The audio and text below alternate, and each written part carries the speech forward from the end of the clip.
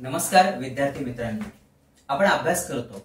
खूप अभ्यास केल्यानंतर सुद्धा परीक्षेला जेव्हा आपण बसतो तेव्हा पूर्णपणे ब्लँक होतो, आपल्याला आठवत नाही. सो मित्रांनो, जर एक्झाम मध्ये आपल्याला आठवावं असं वाटत असेल तर मी आज तुम्हाला एक टेक्निक सांगतो. त्या टेक्निकचं नाव आहे ऍक्टिव्ह रिकॉल टेक्निक. मित्रांनो, या टेक्निक मध्ये असं असतं की ज्यावेळेस आपण अभ्यास करतो तर अभ्यास करतानाच एखादा चॅप्टर समजा आपण वाचला, त्यानंतर तो बंद करायचा आणि 5-10 मिनिटं आपण काही प्रश्न विचारायचे स्वतःला की मी काय वाचलं, कशा प्रकारे वाचलं, त्याच्यात काय काय महत्वाचे पॉइंट्स आहेत.